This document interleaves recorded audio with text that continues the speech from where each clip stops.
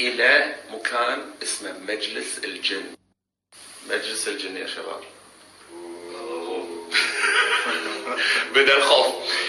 مجلس الجن ترى مو كل واحد راح له، لا جد والله. مجلس الجن هذا مكان يقع 1370 متر فوق سطح البحر على جبل، وينعد مجلس الجن كهف من الأكبر بالعالم فوق جبل تتخلى من فوق. يا جماعة مجلس الجن الدخول له صعب، الوصول له صعب، مو كل واحد راح له. بتشوفونه يمكن لأول مرة معاي وبكل تفاصيل. كان بنخلص الريوق الحين مبكر، الحين ترى علينا شو الساعة كم، وبنطلع بإذن الله وبتشوفون التفاصيل مالت الرحلة أول بأول. بالاتجاه الحين إلى مجلس الجن. أغراضنا أكلنا شربنا ويانا.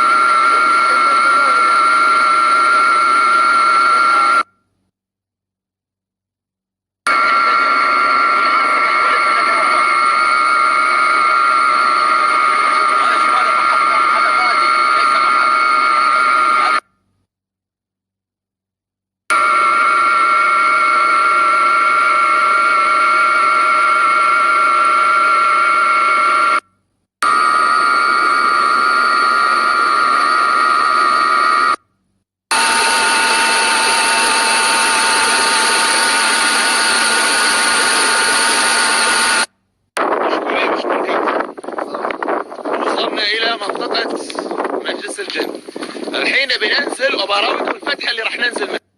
منطقة الكهف الحين في فتحة أولى اللي هي هذه، وفتحة الثانية هذه الرئيسية اللي هناك. مشكلة المنطقة هذه كلها أحجار متحركة، الواحد لازم ياخذ باله وهو يمشي. الفتحة الأولى هذه والفتحة الثانية مسافتها من السطح إلى ملقاع الكهف 160 متر.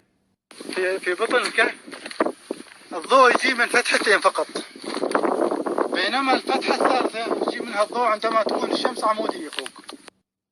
شوف من هني هذه الفتحة الثانية للكهف، ويضرب منها النور من هالفتحات هذه اللي تحت. وصلنا إلى الفتحة هذه اللي وراي تشوفونها هني، هذه الفتحة اللي راح ننزل فيها إلى مجلس الجن إلى الكهف. بس قبل لا أنزل إلى الكهف أبي أشوف القرية اللي هني. هذه القرية معروفة في تربية الأغنام وأحسن أنواع الأغنام.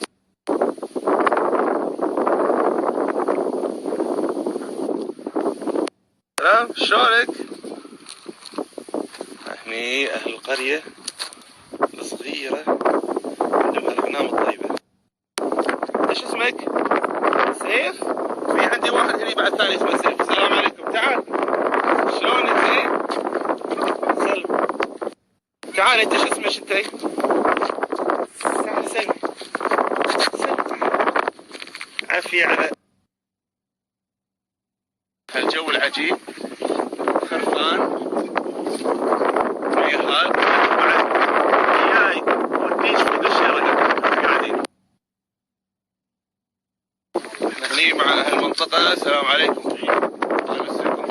لا والله صبحكم الله بالخير. بندخل هذا ورانا هني اللي هو مجلس. This is the team. هذول الشباب اللي راح ينزلوننا داخل. براويكم الحين شلون طريقة الأحبال بالربط على جسمنا وننزل. My name is Jim. We're here to help you in making sure you have a great experience going down into Majlis al-Jinn, which is the second largest.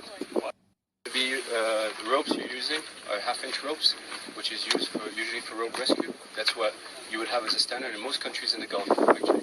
So قال لنا التعليمات، لكن فوق التعليمات لازم نوقع على ورقة نعطيهم احنا خلاص ان يعني اعطينا حياتنا لهم. جماعة ما يبغوا يتحملون مسؤولية ان لو لا سمح الله يصير لنا شيء واحنا تحت، فلازم نوقع على ورقة.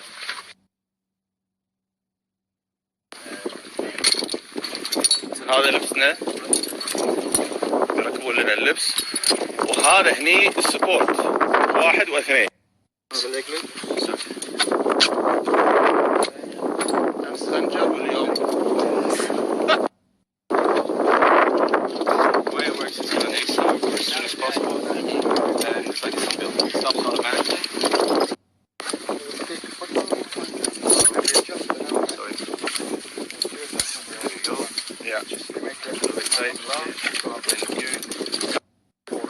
هذه الأحبال اللي راح يربطونا فيها. نروح حق هالفتحة وننزل 160 متر. للعلم الكهف طوله 340 متر في عرض 240 متر، يعني مساحة الإجمالية حوالي 60,000 متر مربع. شوفوا وين فيه حبيبي، الله يخليك. طاعوا أنا هني نص قاعد أنزل مسافة 160 متر عن فوق. شوفوا فوق، وهذا تحتي. طبعا المنظر اللي فوقي ودار مداري. هني بدأت درجة الحرارة تصير شوية أبرد. هني بعد يبيلي شوية على ما أوصل، بس شوفوا منظر النور، إحساس منظر ولا أروع.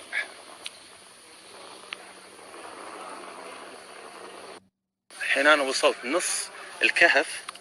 شوفوا اللي قبلي طعم، يعني ما يبينون طعم، شنهم نمل اللي. سبحان الله، شنو هالمنظر. بس للعلم ترى الوقت اللي تستغرقه من فوق إلى تحت حوالي 3 ساعة على ما توصل للقاع. تقريبا نص المسافة وصلت، بس طاعوا يا جماعة للحين. طاشون اللي نزلوا قبلي. ما قلت لكم شلون الشمس تيجي من الفتحات اللي فوق وتضرب هني داخل الكهف. Johnny, the وصلنا. ropes are free on the shake. I repeat, the وصلنا. ropes are free. شوفوا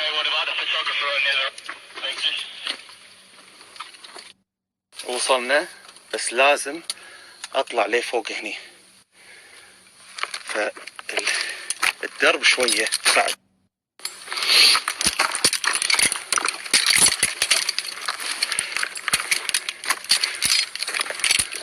هاي احنا الحين في احد اكبر كهوف العالم، لكن خلينا نسأل نفسنا، نسأل تسمية مجلس الجن من وين جات وشلون. في لها روايتين. ب 1983 انزلت واحدة ينقال لها شيرل جونز، أمريكية لهذا الكهف، ولما نزلت هني انبهرت في هالمكان وفي هالشيء هذا كله اللي شافته، فقالت هذا ملتقى الأرواح. بس شيرل ما نزلت من الفتحة اللي احنا نزلنا منها اللي هي هذه، نزلت من هذه الصغيرة يا جماعة، وهذه من هني لتحت 160 متر عكس احنا 120 متر. والرواية الثانية أهل المنطقة نزلوا بعضهم هني إلى الكهف وقاموا يسمعون أصوات، فهذا اللي سموه مجلس. وهذه الأصوات كانت لبعض الحيوانات، وانتم بكرامة خرفان هذا اللي طاحت ونزلت في بعضها قدرت تدخل هني وتعيش. رواية ثانية البعض كان يشوف رسومات تي من أشعة الشمس، لما أحد أو جزء يمشي هني تطلع رسومات، فقامت الناس تقول إن هذا جن، وهالشغلات اللي تتحرك هني والأصوات اللي تطلع من هالكهف، لهذا السبب سموه مجلس الجن. وشوفوا شنو لقيت هني، بقايا حية طاحت هني بس ما قدرت تعيش لأن ماكو شيء تقدر تعيش عليه. شوفوا هذا ابو علوة قاعد ينزل، ابو علوة طلع من فوق توا واصل هني، الحمد لله ماكو خوف. بدينا نمشي لقاع الكهف تحت اخر شيء عشان نوصل الى مكان ضربة الشمس. هذا احنا هني 160 متر تحت القاع،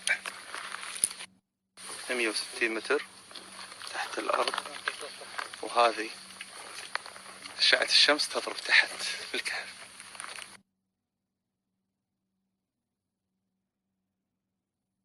الحين في القاع ونشوف هذه عظام لبعض الحيوانات اللي طاحت وماتت هني.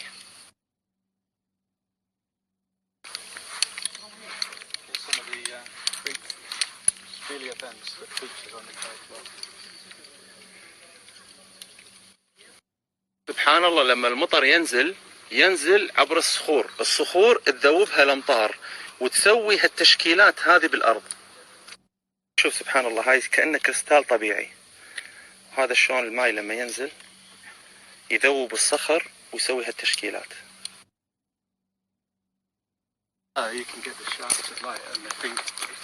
هذا نفس الشيء بعد طالع سبحان الله ويا المطر ايش يصير. شوفوا سبحان الله تشكيلات كأنها رسمة، وهذه طبيعية بس من نزول المطر عبر الصخر من فوق.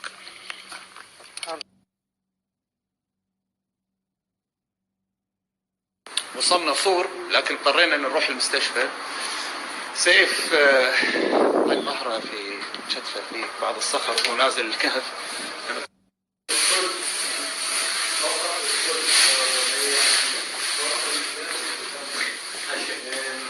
السلام عليكم.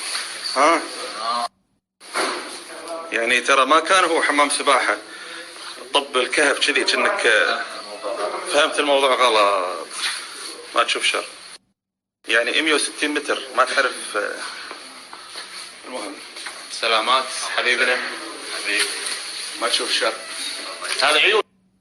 هو متردد ياخذ ابره ولا ما ياخذ ابره، فما ادري هل نعطي ابره ولا لا. اوكي اذا ما وفاتك ولا ما راح تضرك. صحيح.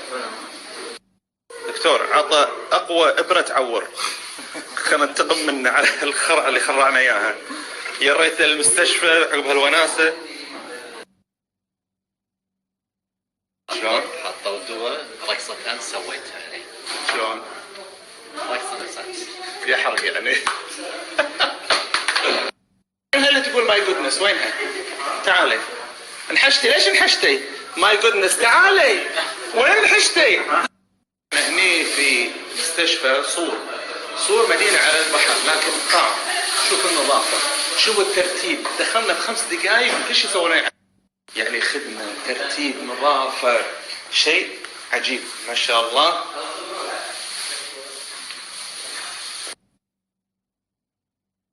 مشكورين ما قصرتوا. الله يخليك ما قصرت. تمام الله. شكرا مستشفى صور.